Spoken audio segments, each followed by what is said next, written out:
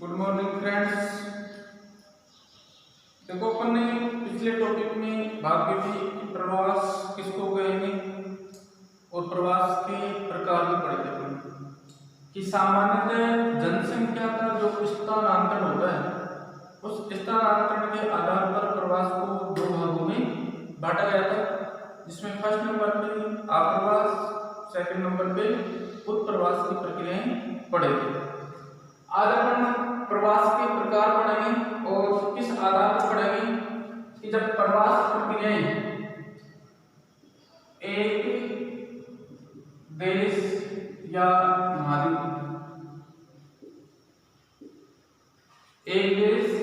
महाद्वीप से दूसरे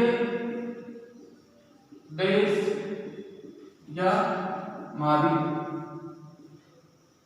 को लेकर के प्रवास प्रक्रिया जब संपन्न होती है तो इस आधार पर प्रवास को कितने भागों में बांटा गया है?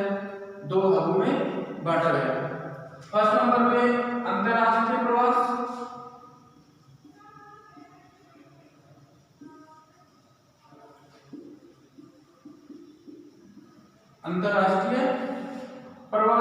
और सेकंड नंबर पे आंतरिक या अंतर्देशीय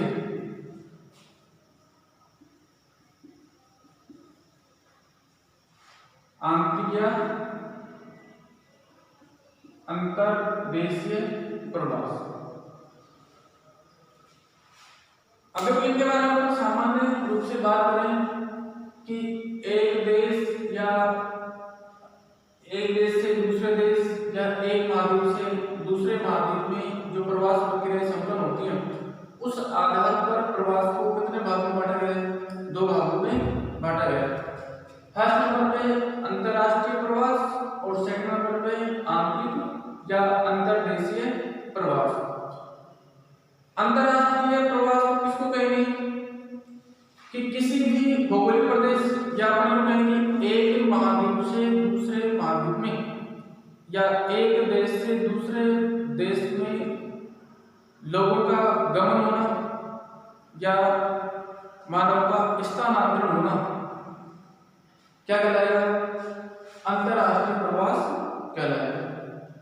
सेकंड नंबर पे आंतरिक प्रवास की यदि हम बात करें तो किसी भी क्षेत्र विशेष या अपन ये कहें कि देश विशेष, तो एक ही देश की भौगोलिक सीमाओं के अंतर्गत होने वाली जो प्रवास की प्रक्रिया है वो प्रवास की प्रक्रिया क्या कहलाएगी? आंतरिक या अंतर्देशीय प्रवास कहलाएगी। क्लियर? दोनों परिभाषाएं कि एक महाद्वीप से दूसरे महाद्वीप या एक देश से दूसरे देश में होने वाला प्रवास कौन सा प्रवास कहलाएगा? अंतरराष्ट्रीय प्रवास कहलाएगा। आंतरिक प्रवास किसको कहेंगे कि एक देश की भौगोलिक सीमाओं के अंतर्गत होने वाला लोगों का स्थानांतरण या प्रवास कौन सा प्रवास कहलाएगा? आंतरिक या अंतर्देशीय प्रवास कहलाएगा। अब देखो अपन विश्व के जो मुख्य प्रवासी क्षेत्र हैं उन क्षेत्रों के बारे में बात करते हैं।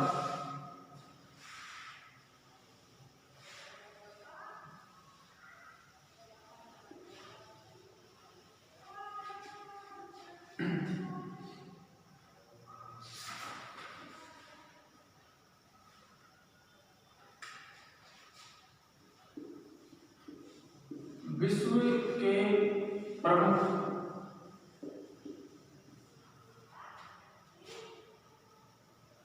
प्रवास के क्षेत्र,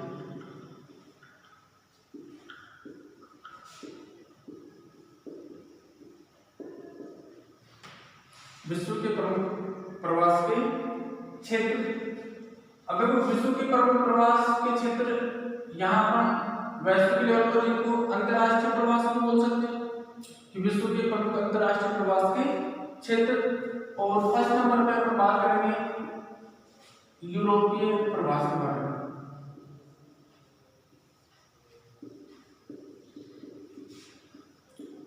फर्स्ट नंबर पर कौन सा क्षेत्र हुआ है? यूरोपीय प्रवास। अब देखो यूरोपीय प्रवास की जो प्रक्रियाएं संपन्न हुई वो कब संपन्न हुई कि 12वीं व 13वीं शताब्दी में रोमन गणराज्यों का विखंडन हुआ उस विखंडन के साथ साथ प्रवास प्रक्रिया संपन्न हुई और 12वीं सदी से और 20वीं सदी तक या अपन कह सकते हैं कि वर्तमान तक भी प्रवास प्रक्रियाएं यूरोपीय क्षेत्रों में संपन्न हो रही। अब इन अपन अंतरराष्ट्रीय प्रवास के बारे में बात कर रहे हैं कि अंतरराष्ट्रीय प्रवास का जो प्रमुख कारण बने थे, कारण कौन से बने थे? आर्थिक है, सामाजिक है, राजनीतिक है या धार्मिक है। तो ये ऐसे पहलू बने थे जिन्होंने अंतरराष्ट्रीय प्रवास की प्रक्रियाओं को सबसे ज्यादा बढ़ावा दिया। अब यूरोपीय प्रवास के बारे में अपन बात करें कि 12वीं सदी से और 20वीं सदी तक यूरोपीय क्षेत्रों में प्रवास प्रक्रियाएं संपन्न हुई। तो उसके पीछे जो कारण रहे वो क्या रहे थे? आर्थिक कारण भी रहे थे, सामाजिक भी रहे थे, राजनीतिक भी थे और धार्मिक कारण भी रहे थे।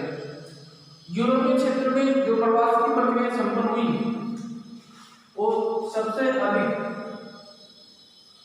पश्चिमी यूरोप या पश्चिमी यूरोपीय जो देश थे उन पश्चिमी यूरोपीय देशों से कौन से क्षेत्रों की ओर प्रवास हुआ? तो अमेरिका की ओर,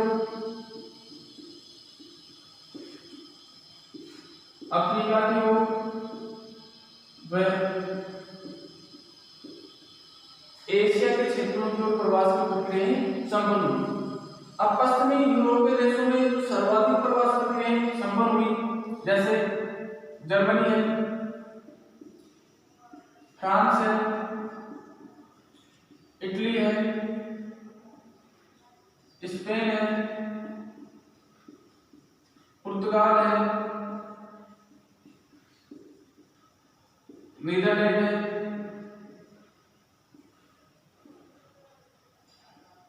बेल्जियम है,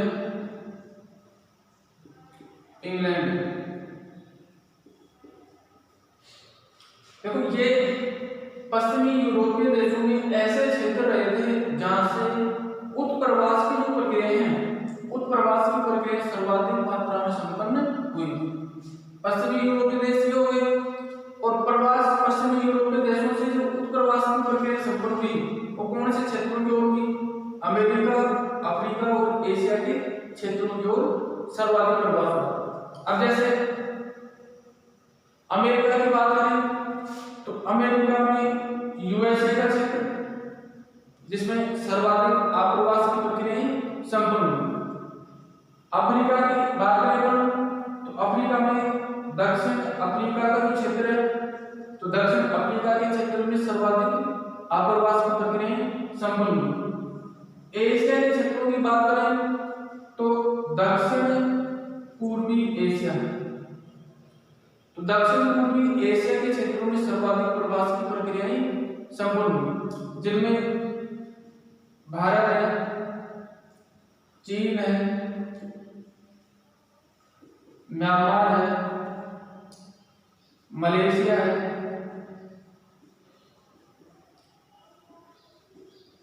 इंडोनेशिया है।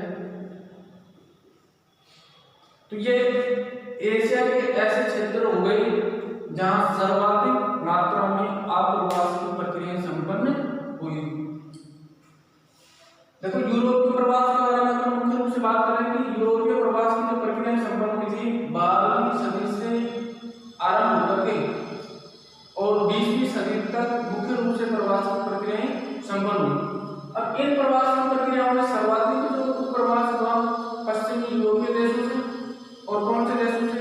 जैसे जर्मनी है, फ्रांस है, इटली है, स्पेन है, पुर्तगाल है, इंग्लैंड है, नीदरलैंड है, बेल्जियम है, स्विट्जरलैंड है, जर्मनी है। तो ये ऐसे क्षेत्र हो गए जहां से सर्वाधिक मात्रा में उत्प्रवास की प्रक्रिया संपन्न हुई और पश्चिमी यूरोपीय क्षेत्र से उत्प्रवास अमेरिका, अफ्रीका और एशिया के क्षेत्रों की ओर सर्वाधिक मात्रा में हुआ। अमेरिका की बात करें तो सर्वाधिक आप्रवास की प्रक्रिया यूएसए के क्षेत्र में, अफ्रीका की बात करें तो दक्षिण अफ्रीका या अफ्रीका के जो अपतटीय क्षेत्र थे तो उन तटीय भागों में सर्वाधिक आप्रवास की प्रक्रिया संपन्न हुई। एशिया के क्षेत्रों की बात करें तो दक्षिण पूर्वी एशिया जिनमें म्यांमार है, भारत है, चीन है, मलेशिया है, सिंगापुर है या फिलीपाइंस द्वीप समूह है। तो ये ऐसे क्षेत्र हो गए जहां सर्वाधिक आप्रवास की प्रक्रियाएं संपन्न हुई। अब देखो पश्चिमी यूरोपीय क्षेत्रों से लोगों का उत्प्रवास हुआ, वो उत्प्रवास विश्व के दो मुख्य क्षेत्रों में हुआ था। पहला क्षेत्र हो गया उष्णकटिबंधीय क्षेत्र और दूसरा क्षेत्र हो गया शीतोष्णकटिबंधीय क्षेत्र। अब देखो दोनों क्षेत्रों के बारे में अपन बात करें।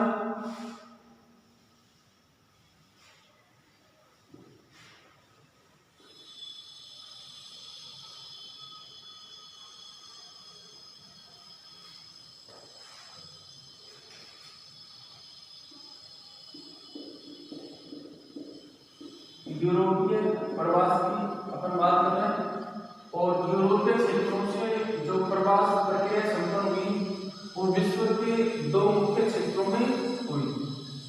फर्स्ट नंबर पे उष्ण कटिबंधीय,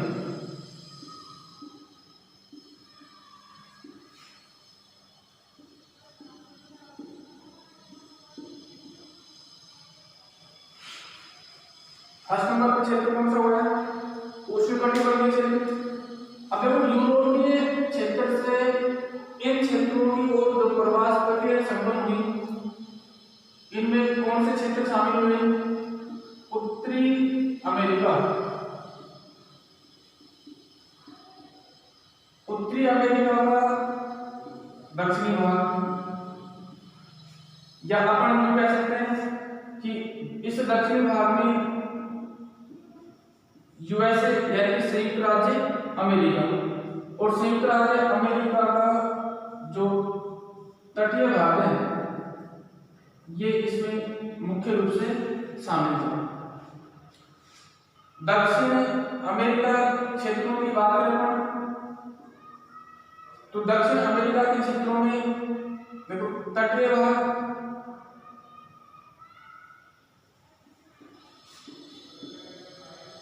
प्लस ब्राजील के क्षेत्र,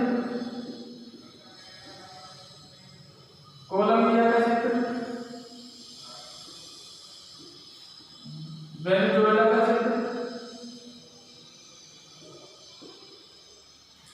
ये ऐसे क्षेत्र थे जहां सर्वाधिक मात्रा में आप्रवास की प्रक्रिया संपन्न हुई कि उष्णकटिबंधीय क्षेत्रों में उत्तर अमेरिका क्या दक्षिणी भाग और दक्षिण अमेरिका का तटीय भाग, या अपन कह सकते हैं दक्षिण अमेरिका का उत्तरी भाग, जिसमें आप्रवास की प्रक्रियाएं यूरोपीय क्षेत्रों से सर्वाधिक हुई।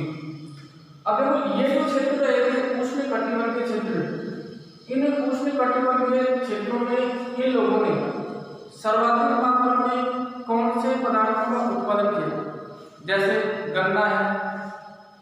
यदि अपन इनके उत्पादक या उत्पादित पदार्थों के बारे में बात करें तो सर्वाधिक मात्रा में इन्होंने जैसे कपास है, गन्ना है, नारियल है, गरम मसाला, जूट है, तंबाकू,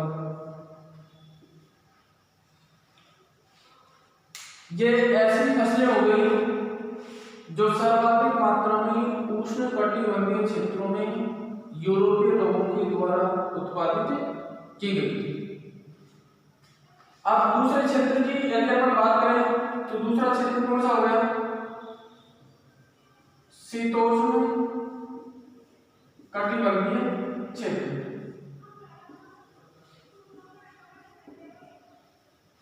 अगर शीतोष्ण कटिबंधीय क्षेत्रों में देखो इन क्षेत्रों की यदि अपन बात करें, दो क्षेत्रों के बारे में हमने बात की थी कि दक्षिणी भाग किसका? उत्तर अमेरिका। दक्षिण अमेरिका के कौन से क्षेत्रों की बात की? तटीय भाग, या यूं कह सकते हैं कि दक्षिण अमेरिका का उत्तरी भाग, जिसमें मुख्य रूप से ब्राजील है, कोलंबिया है, वेनेजुएला है। तो ये ऐसे क्षेत्र हो गए जहां सर्वाधिक मात्रा में आप्रवास की प्रक्रियाएं संपन्न हुई थी। इसी के साथ साथ यदि हम इसी क्षेत्र की और बात करें, जैसे एशिया महाद्वीप के क्षेत्रों की यदि अपन बात करें तो एशिया महाद्वीप के कौन से क्षेत्र शामिल हो जाएंगे? मानचूरिया है, चीन है,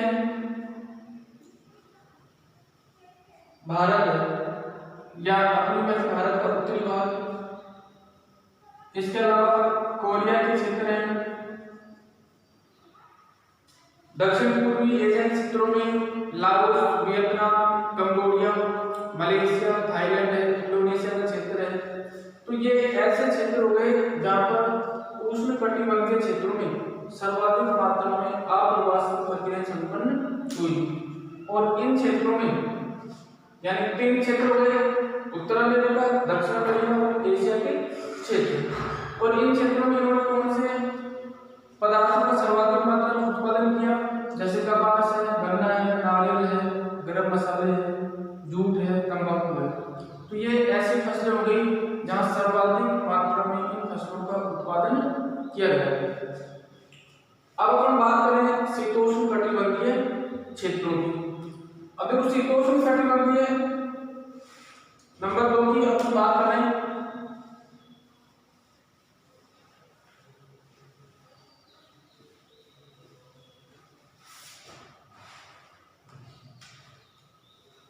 देखो दूसरा भाग शीतोष्ण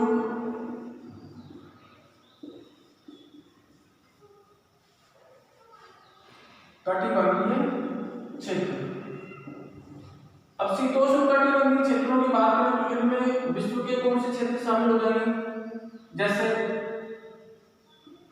उत्तर अमेरिका, और उत्तर अमेरिका की बात करें तो यूएसए का उत्तरी भाग, कनाडा के क्षेत्र है, हवाई द्वीप के क्षेत्र है,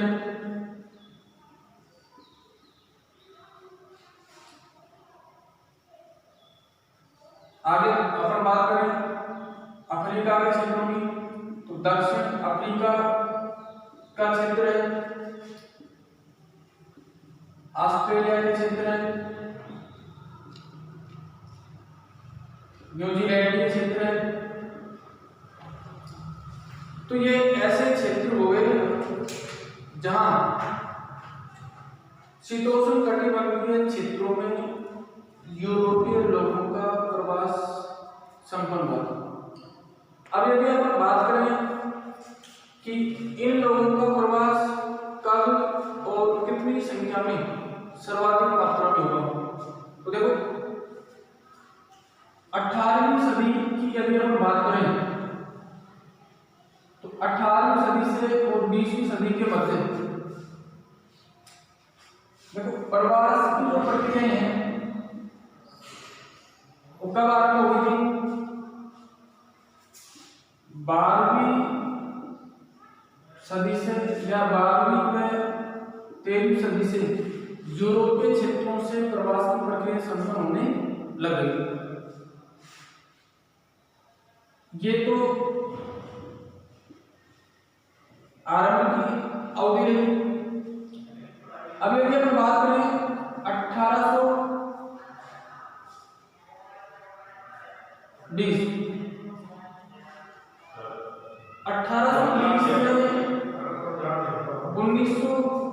1940 तक की जो समय अवधि रही, इस समय अवधि में लगभग 6 करोड़ से अधिक, अपन वैश्विक स्तर पर ही बात करें तो जिनमें सर्वाधिक मात्रा में जो प्रवास हुआ वो यूरोपीय क्षेत्र का, या अपन यूं कह सकते हैं कि यूरोपीय क्षेत्र से लगभग 6 करोड़ की आबादी क्या हुई? उत्प्रवासित हुई। कितनी संख्या में? 6 करोड़ की संख्या में। और समय अवधि क्या रही? 1820 से 1940 की अवधि।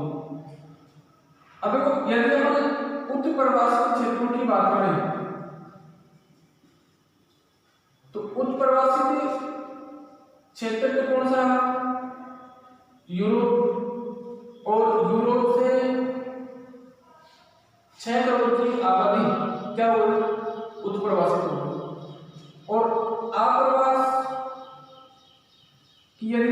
बात करें कि इस समय अवधि के दौरान सर्वाधिक जो आप्रवास हुआ था वो अमेरिका, सर्वाधिक आप्रवास जो कहाँ हुआ अमेरिका के क्षेत्र में।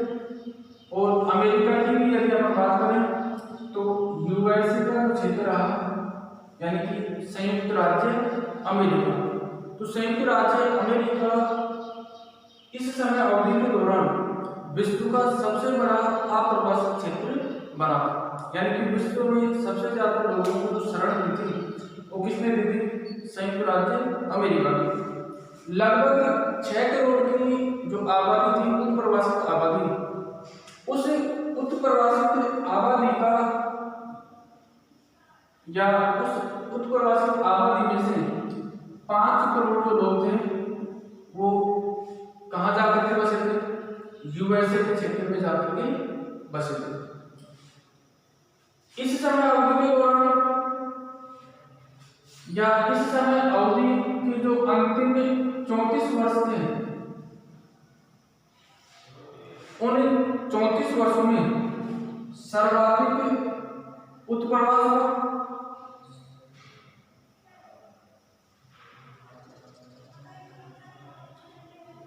यानी कि 1820 से और 1940 की जो समय अवधि रही, उस समय अवधि या हम ये भी कह सकते हैं मोटे तौर पर कि 1820 से और प्रथम विश्व युद्ध की जो समय अवधि थी, यानी आरंभिक समय अवधि, तो उस समय अवधि तक विश्व में सर्वाधिक जो उत्प्रवास हुआ।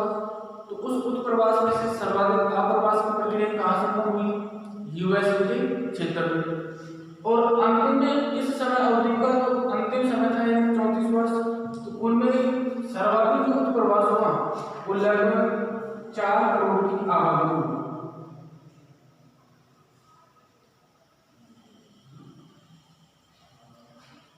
कितनी आबादी में होगा, लगभग 4 करोड़ की आबादी में। अब देखो यहाँ तक हमने बात की है कि विश्व के प्रमुख प्रवास के क्षेत्र या अंतरराष्ट्रीय प्रवास के 2 क्षेत्र थे, उनमें पहला क्षेत्र हो गया यूरोपीय क्षेत्र। अब हम दूसरा क्षेत्र लेंगे एशियाई क्षेत्र। देखो यूरोपीय क्षेत्र के बारे में अपन आंशिक रूप से बात करेंगे कि उत्प्रवास के जो कारण रहे, आर्थिक कारण, सामाजिक कारण, राजनीतिक कारण व धार्मिक कारण, ये यूरोपीय क्षेत्रों से उत्प्रवास के प्रमुख कारण बने।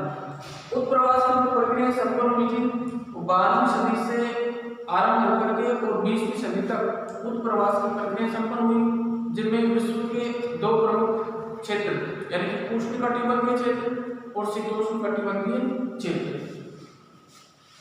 एक और विशेषता इन दोनों क्षेत्रों की कि जो उष्णकटिबंधीय जो क्षेत्र रहे थे, तो उष्णकटिबंधीय क्षेत्रों में मानसून परिवर्तन, इसके साथ ही नवीन जो प्रजातियां थी वो पुरानी या प्राचीन प्रजातियों को अपने स्थान से हटा देती थी, और प्राचीन प्रजातियां थी वो अन्य क्षेत्रों की ओर स्थानांतरित हो जाती थी। शीतोष्णकटिबंधीय क्षेत्रों में जो प्रवास की प्रक्रिया हुई थी, उन प्रवास की प्रक्रियाओं में सबसे महत्वपूर्ण जो कारण बना था वो कारण कौन सा बना था, आर्थिक कारण बना था कि आय प्राप्ति के लिए यूरोपीय क्षेत्रों से क्या हुआ, प्रवास प्रक्रियाएं संपन्न हुई। उष्णकटिबंधीय क्षेत्रों में जो प्रवास हुआ तो उसमें सर्वाधिक जैसे कपास है, गन्ना है, नारियल है, तंबाकू है, गरम मसाले, इनको सर्वाधिक प्राथमिकता दी गई। शीतोष्णकटिबंधीय जो क्षेत्र थे इनमें खाद्यान्न व खट्टे फल हैं जैसे नींबू है, संतरा है या अंगूर है, इन फसलों को शीतोष्णकटिबंधीय क्षेत्रों में सर्वाधिक प्राथमिकता दी गई। प्रवास के जो क्षेत्र थे इनके बारे में हम बात कर लें कि उत्तर अमेरिका, दक्षिण अमेरिका और एशिया के क्षेत्रों में सर्वाधिक मात्रा में आप्रवास की प्रक्रियाएं संपन्न हुई। ये यूरोपीय प्रवास के बारे में बातचीत की। प्रवास प्रक्रिया कब संपन्न हुई कि 12वीं शताब्दी से प्रवास आरंभ हुआ। समय अवधि की बात करें तो 1820 से 1940 की जो समय अवधि रही, इस समय अवधि में सर्वाधिक प्रवास वह लगभग 6 करोड़ की आबादी में। और ये जो उत्प्रवास हुआ वो पश्चिमी यूरोपीय क्षेत्र से, और सर्वाधिक आप्रवास का जो क्षेत्र बना इस समय अवधि में वो बना था संयुक्त राज्य अमेरिका। लगभग 5 करोड़ की आबादी में लोगों को शरण प्रदान की थी।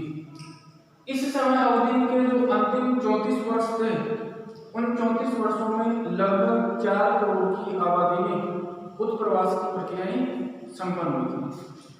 यह क्षेत्र हो गया यूरोपीय प्रवास। अब अपन दूसरे क्षेत्र की बात करेंगे, एशियाई देशों में या एशियाई देशों से प्रवास।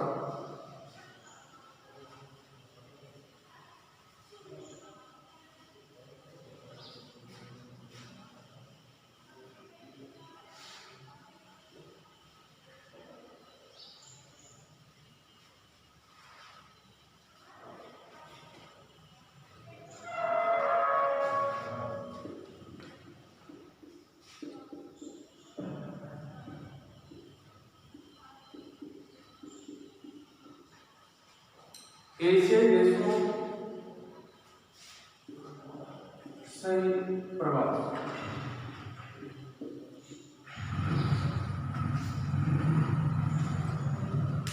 देखिए एशियाई देशों से जो प्रवास प्रक्रिया संपन्न हुई, उन प्रवास प्रक्रियाओं की उत्पत्ति का जो कारण बना, उत्पत्ति के 2 प्रमुख कारण बने।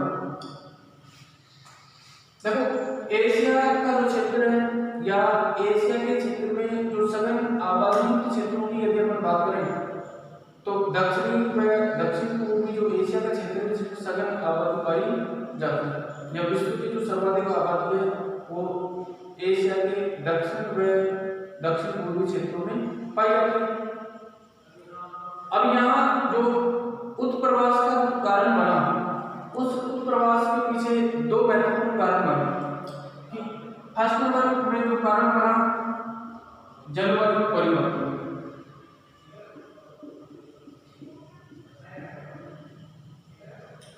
देखो एशिया या दक्षिण पूर्वी एशिया की जलवायु के बारे में बात की जाती है। यहाँ की जलवायु मानसून प्रकार की जलवायु, और जलवायु में बार-बार परिवर्तन देखने को मिलता है। तो जलवायु में बराबर का परिवर्तन की प्रक्रियाएं होती रहती हैं, तो इस तरह का प्रभाव पड़ता है, वो सर्वाधिक प्रभाव उत्पादन प्रक्रियाओं पर पड़ता है कि मानसून की जो अनियमितता या अनिश्चितता, अपर्याप्तता, तो ये ऐसे कारण हैं कि यदि मानसून अनिश्चित अपर्याप्त होता है तो उत्पादन प्रक्रिया क्या हो जाती है, अवरुद्ध हो जाती है। तो जब जलवायु प्रतिकूल स्थिति में होती है तो उत्पादन प्रक्रियाएं क्या हो जाती है, समाप्त हो जाती है। ऐसी स्थिति में भी दक्षिण पूर्वी एशिया या एशिया के जो देश हैं, इन देशों से प्रवास की प्रक्रिया संपन्न होने लग जाती है। दूसरा जो कारण बना कि नवीन जो प्रजातियां हैं,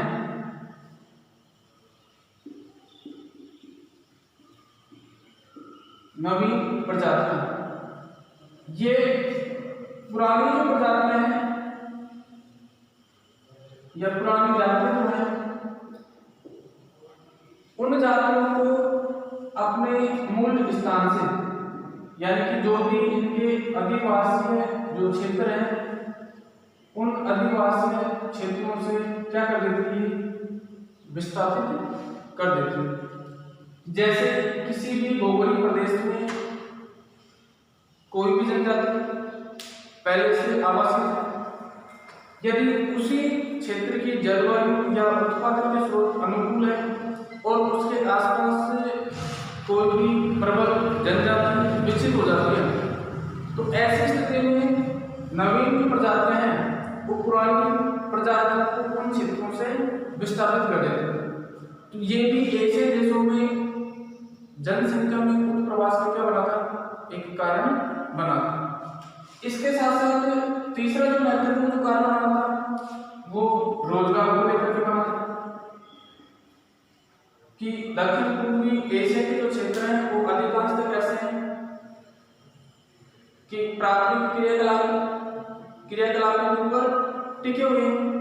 तो अपने अनिवार्य ऐच्छिक आवश्यकताओं की आपूर्ति के लिए दक्षिण पूर्वी एशिया की जो आबादी है वो उत्पादन प्रक्रियाओं को संपन्न करने के लिए या अधिक आय प्राप्त करने के लिए अपने मूल स्थान को छोड़ करके अन्य क्षेत्रों की ओर गमन कर जाती है। तो ये ऐसे जो कारण बने थे ये एशियाई देशों में प्रवास के कारण बने। अब देखो इनमें एशियाई देशों में जो सर्वाधिक उत्प्रवास हुआ वो कौन से देशों से हुआ कि चीन का क्षेत्र है, जापान का क्षेत्र है, वह भारत, ये तीन प्रमुख देश बने थे जिनसे उत्प्रवास की प्रक्रिया देखने को मिली। अब इनके बारे में अपन बात करते हैं।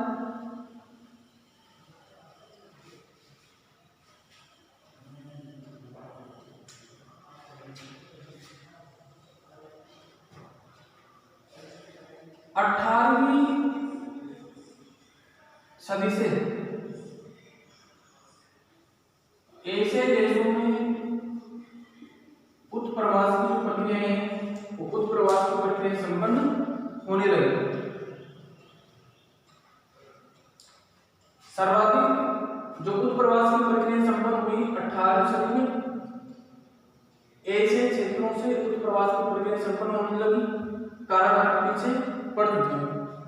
सर्वाधिक उत्प्रवास की जो प्रक्रिया संपन्न हुई जैसे चीन, तो चीन से जो उत्प्रवास हुआ वो उत्प्रवास कौन से क्षेत्रों की ओर हुआ, जैसे म्यांमार है, मलेशिया है,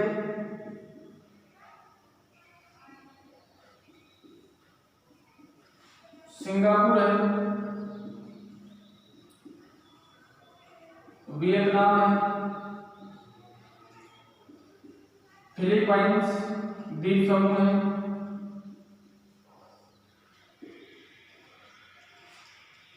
या हिंद एशिया के जो क्षेत्र हैं इन क्षेत्रों में चीन के क्षेत्रों से क्या हुआ, उत्प्रवास हुआ। और ये क्षेत्र कौन से हो गए, अप्रवासित क्षेत्र हो गए।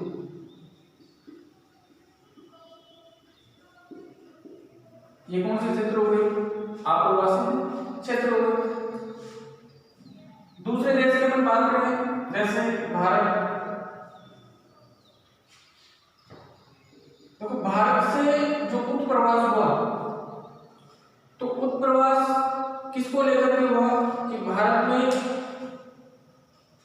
अधिकांश जो आबादी थी वो पिछड़ी आबादी, रोजगार को लेकर के और इसके साथ साथ धार्मिक कारणों को लेकर के भारतीय क्षेत्र से 18वीं सदी के आरंभ में सर्वाधिक उत्प्रवास की प्रक्रिया संपन्न हुई। और धार्मिक कारणों में जो सर्वाधिक या सबसे प्रचलित जो कारण बना था वो बौद्ध धर्म बना था कि बौद्ध धर्म को लेकर के बौद्ध भिक्षु,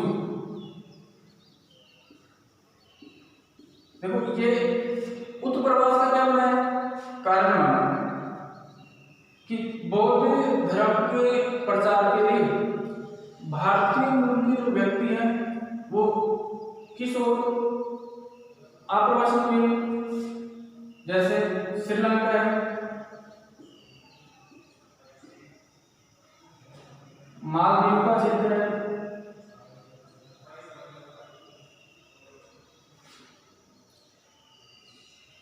म्यांमार का क्षेत्र है, वह हिंद एशिया के क्षेत्र है।